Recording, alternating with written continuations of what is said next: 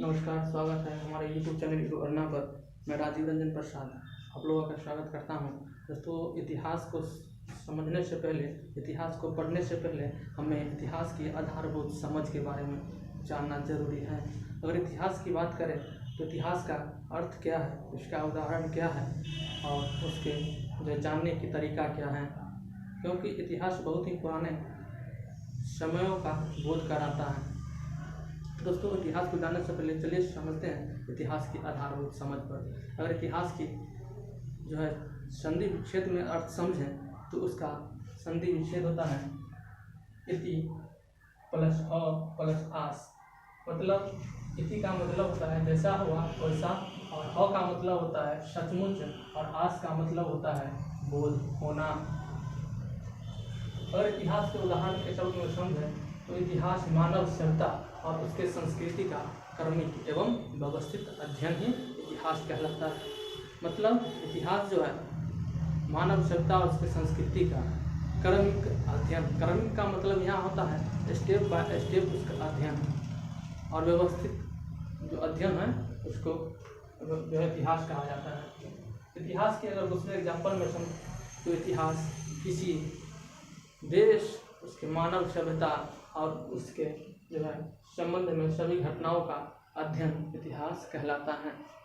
अगर इतिहास के बारे में जाने तो अगर इतिहास के जो है जनक के बारे में जाने तो इतिहास का जनक अर्थात इतिहास का पिता जो है वो हेरोडोटस को कहा जाता है। हेरोडोटस एक यूनानी नागरिक था जिन्होंने अपनी एक पुस्तक हिस्टोरिका लिखा था।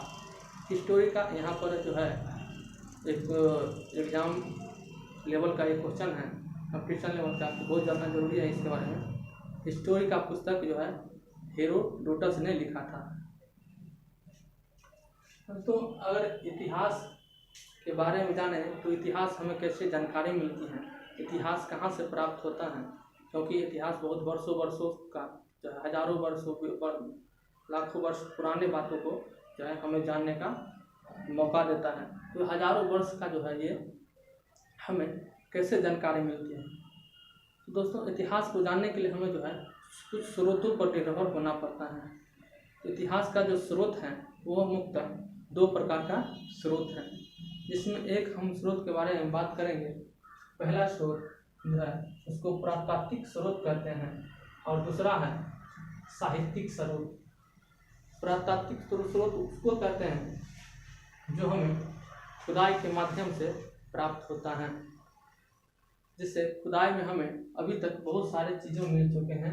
जिसमें अभी खुदाई में अभी अभिलेख मिलता है, कोई स्मारक मिलता है जिस पर पुराने समयों की बात अंकित रहता है, पुराने सिक्के, उससे भी हमें पुराने समयों का जानकारी मिलता है, मूर्तियाँ, गुफा, ये सब से हमें पुराने समयों का जो है अध्ययन करते हैं, तब हम इतिहास के बारे में जानते हैं। अगर अभिलेख के बारे में बात करें तो अभिलेख क्या है। तो दोस्तों, अभिलेख जो है किसी पत्थर या धातु पर जो है जैसे कठोर पदार्थ पर उत्कीर्ण पठन सामग्री है। अभिलेख जो है किसी पत्थर और धातु पर उत्कीर्ण अर्थात कहें तो कठोर पदार्थों पर उत्कीर्ण जो है पठन सामग्री को ही अभिलेख कहते हैं। आप जानते होंगे अभिलेख के बारे में, या उस अभिलेख जो है सबसे प्राचीन अभिलेख जो अशोक का अभिलेख के बारे में कहा जाता है। दूसरा है स्मारक। स्मारक जो है हमें पुराने अतीतों के बारे में जो है स्मरण कराती हैं। जैसे आप समझते होंगे, जानते होंगे कि स्मारक जैसे ताजमहल जो हमारे जो है शाहजहाँ के बारे में जो है यह अध्ययन करवाता है, उसके शासनकाल का अध्ययन करवाता है। और सिक्के की बात करें तो सिक्के भी बहुत सारे मिले हैं जो हमारे पुराने समय के राजाओं के बारे में, उसके कार्यविधि के बारे में बतलाते हैं, उसके शासन के बारे में बतलाते हैं। और आगे हैं मूर्तियाँ। मूर्तियाँ भी कई प्रकार की मिले हैं। जैसे हमारे सिंधु सभ्यता में जो है हड़प्पा सभ्यता के बारे में बात करें तो वहाँ पर जो है हड़प्पा कालीन एक नर्तकी की मूर्ति बरामद हुआ है, जिसके बारे में जो है हम उससे अध्ययन कर सकते हैं कि हड़प्पा कालीन में जो है मूर्ति के बारे में जानते हैं। और हड़प्पा कालीन में जो है उस समय के जो है लोग कांसे का प्रयोग करते थे, क्योंकि उस समय जो है कांसे का मूर्तियाँ मिला था। तो उसके बारे में हम ये समझ सकते हैं कि उस समय भी हड़प्पाकालीन सभ्यता जो है इस कांसे पर निर्भर था, कांसे का प्रयोग करना सीख गया था, कांसे की पहचान हो चुका था उस सब के बारे में। और दूसरा है गुफा, ये पुरातात्विक स्रोत में के अंतर्गत आता है।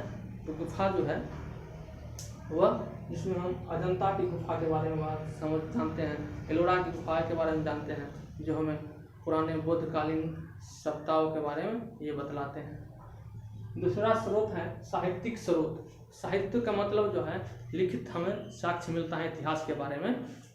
जैसे जो है ऐतिहासिक साहित्यिक स्रोत जो है दो भागों में अगर बांटे तो उसको दो भागों में बांट सकते हैं, जिसमें है एक देशी साहित्य अर्थात जो देशी लेखकों के द्वारा लिखा गया है, और दूसरा है विदेशी साहित्य जो विदेशी नागरिकों के द्वारा यह लिखा गया है।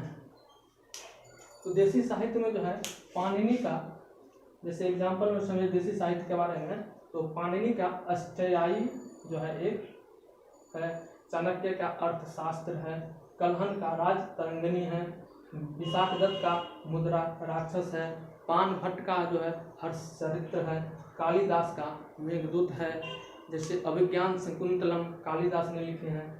और विदेशी साहित्य के बारे में बात करें तो हेनसांग जो है CU की पुस्तक लिखी हुई है।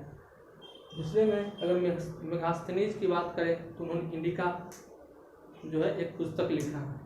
दोस्तों एग्जाम के पॉइंट ऑफ व्यू से जो है यह याद करना बहुत ही ज़रूरी है, क्योंकि कई एग्जामों में जैसे इस प्रकार के क्वेश्चन पूछते हैं, तो इसको याद करना बहुत ज़रूरी है। जैसे पाणिनि का अष्टयायी, चाणक्य का अर्थशास्त्र, कल्हन का राजतरंगिणी, विशाखदत्त का मुद्राराक्षस, बाण भट्ट का हर्षचरित्र, कालिदास का मेघदूत और विज्ञान शकुंतलम और अन्य प्रकार के पुस्तक हैं, इसके बारे में जानना जरूरी है। दोस्तों आज का क्लास हम यही समाप्त करते हैं, क्योंकि यह मेरा पहला क्लास है, थोड़ा बोलने में भी कठिनाई हो रहा है। तो आगे कोशिश करेंगे कि हम आपके लिए सामने एक अच्छे से वीडियो लेके आएँ। तो अगले क्लास जो है हम स्टार्ट करेंगे इतिहास से, प्राचीन इतिहास के बारे में। तब तक के लिए नमस्कार। अगर आपको अच्छा लगे तो कमेंट कीजिए, लाइक कीजिए और सब्सक्राइब कीजिए।